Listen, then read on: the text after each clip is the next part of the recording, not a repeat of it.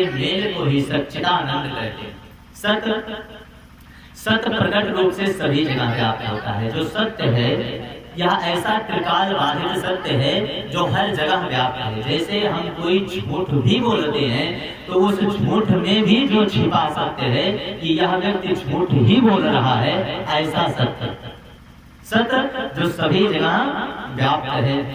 और चित्त मौन होता है, चित्त मौन होता है, इसे जागृत किया जाता है, यह हमेशा मौन होता है। और आनंद सभी जीवों में होता तो जरूर है, लेकिन अप्रकट पे होता है, वह प्रकट नहीं होता है, अप्रकट होता है। किस प्रकार से आनंद सभी जीवों में रहता है?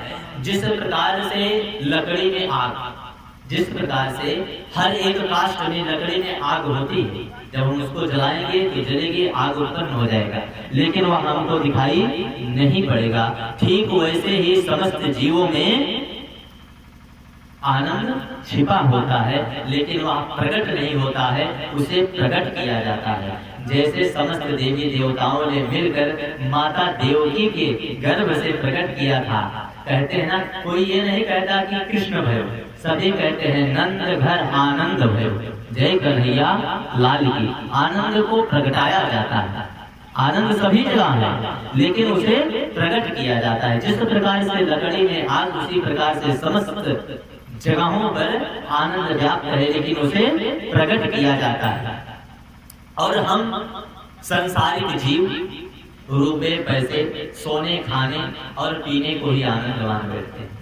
और एक जैसे जिस प्रकार से हिरण के अंदर कस्तूरी होता है, हिरण के अंदर कस्तूरी होता है, कस्तूरी कुंडल बसे मृग खोजे बनवाही, कस्तूरी होता है हिरण के ही अंदर, लेकिन उसकी सुगंध को वो बाहर खोजता रहता है, पूरे वन में भटकता है, उसको खोजता रहता है, लेकिन उसको पाता नहीं है। वैसे ही हर जीव के भीतर यह परमात्मा आनंद रूप से विद्यमान है, लेकिन हम उसको बाहर खोजते रहते हैं और वह हमें मिलता नहीं है। यदि हम आँख को मूंद को बंद करके प्रेम से उसको यहीं पर प्रकट करें, तो यह परमात्मा यही हमारे हृदय से ही जो आनंद रूप से अप्रकट रूप से विराजमान है, वही प्रकट हो जाएगा। प्रेम के प्रकट होय मैं जाना, हर व्यापक सर्वत्र समान। परमात्मा सभी जगह पर समान रूप से व्याप्त है, लेकिन उनको प्रकट करने के लिए प्रेम की बड़ी ही आवश्यकता है। बिना प्रेम के परमात्मा कभी प्रकट नहीं होता। तो उसी प्रकार से हम लोग बाहरी वस्तुओं को आनंद मान लेते हैं। जैसे अभी कहीं गए, उत्तम भोजन की व्यवस्था हुई, हमने उत्तम भोजन किया और भोजन करके उठे, किसी ने पूछा भैया भोजन कैसा था, तो कहेंगे बड़ा आनंद आया, भोजन करने में बड़ा आनंद आया। किसी के घर गए, बढ़िया मखमली बिस्तरा मिल गया, रात भर सोए बढ़िया एसी कमरे में, गर्मी के मौसम में बढ़िया एसी कमरे में मखमल बिस्तरे पर हम सोए। सुबह उठे, किसी ने पूछा भैया कैसा लगा, भैया बड़ा आनंद आया। बढ़िया एसी गाड़ी में बैठ के कुछ दूर घूम लिए, निकले गाड़ी से बाहर, भैया कैसा लगा, भैया बड़ा आनंद आया। लेकिन यह व्यर्थ है, यह हमारी मूर्खता है।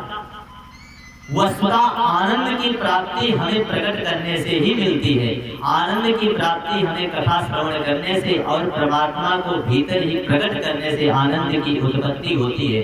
इन सभी वस्तुओं से हमें सुख की प्राप्ति हो सकती है, सुख की प्राप्ति अवश्य होगी, लेकिन आनंद की प्राप्ति नहीं होगी। लेकिन अक्सर हम बोलचाल की भाषा में ऐसा कहते हैं कि हमें भोजन करने में बड़ा आनंद प्राप्त हुआ, हमें सोने में बड़ा आनंद प्राप्त हुआ।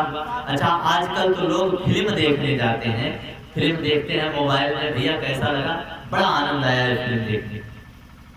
उसमें हमें क्षणिक सुख मिल सकता है, हमारा मनोरंजन हो सकता है, लेकिन हमें आनंद की प्राप्ति उस फिल्म से, भोजन करने से या सुंदर बिस्तरे पर सोने से नहीं हो सकती। आनंद की प्राप्ति तो हमारे भीतर विराजमान जो अप्रकट के रूप से परमात्मा है, उन्हीं से होगी। अच्छा, एक और बहुत अच्छी बात, जैसे हम सभी शब्दों का विलोम कर सकते हैं।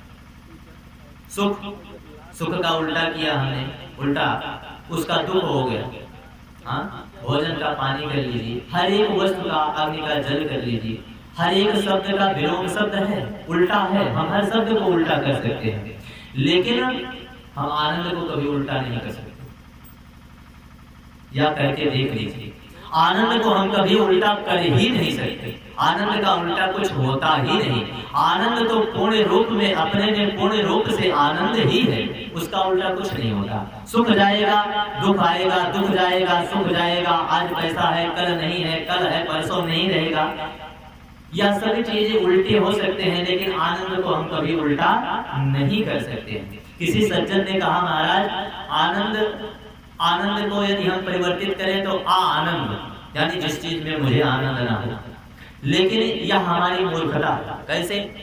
आनंद तो अपनी जगह पर स्थिर है, आनंद अपनी जगह पर सदैव स्थिर है, केवल हम उसके आगे आ शब्द जोड़ देते हैं, लेकिन आनंद को पलट नहीं सकते। जैसे सुख को हम दुख कर सकते हैं, सुख को असुख कर दें तो वह उल्टा नहीं होगा, बल्कि हम सुख के आगे आ शब्द को जोड़ देते हैं। वैसे आनंद के आगे हम आ शब्द को जोड़ सकते हैं, लेकिन हम आनंद को कभी उल्टा नहीं कर सकते, क्योंकि आनंद ही परमात्मा का स्वरूप है।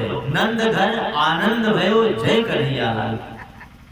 नंद के घर कौन हुए थे? कृष्ण जी नहीं हुए थे, आनंद हुए थे। संगीत में सभी यही लोग तो गाते हैं, नंद घर आनंद भयो जय कन्हैया लाल की, हाथी घोड़ा पाल की, आगे जो भी है। लेकिन आनंद मुख्य वही परमात्मा का स्वरूप है, जिसे हम प्रकट करते हैं अपने भीतर से।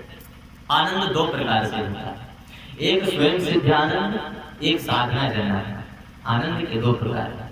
पहला साधना जन आनंद, हम जैसे किसी प्रकार की कोई साधना करें, जैसे बहुत से लोग माता की सिद्धि करते हैं, आदि आदि।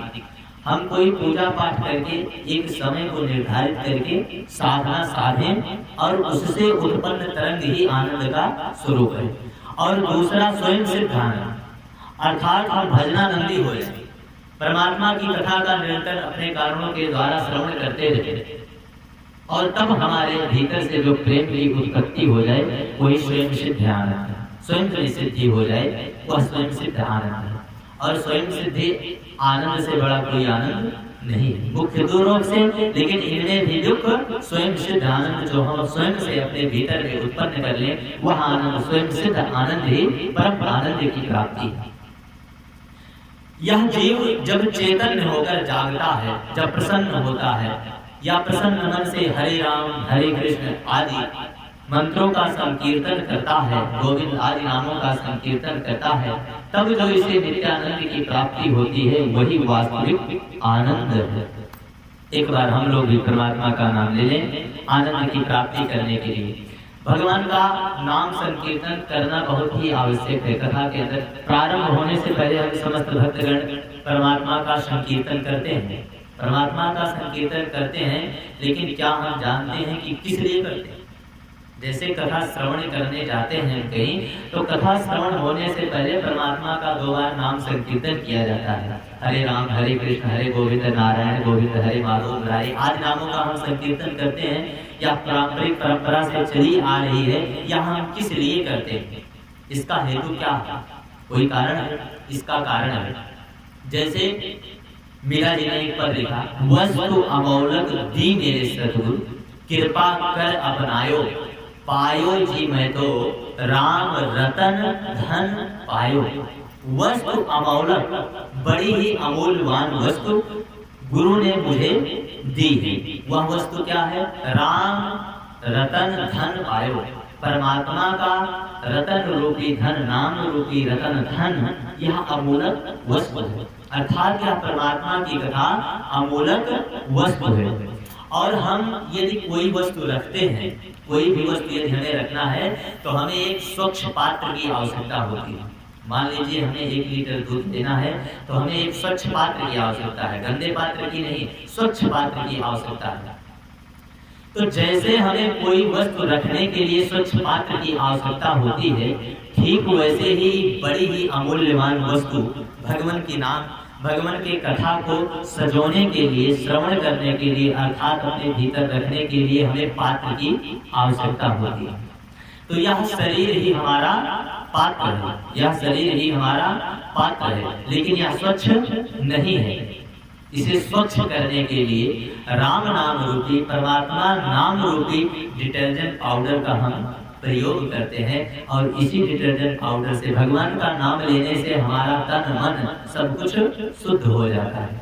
और इसीलिए परमात्मा का नाम लेते हैं, तब यह हमारा पात्र शुद्ध होता है और तब हम इस कथा रूपी अमूलक वस्त्र को ग्रहण करते हैं, अपने पात्र में रखते हैं। तो इसलिए प्रेम से ओम नमो भगवते वासुदेवाय, ओम नमो भगवते वासुदेवाय, ओम नमो भगवते वासुदेवाय, ओम नमो भगवते वासुदेवाय।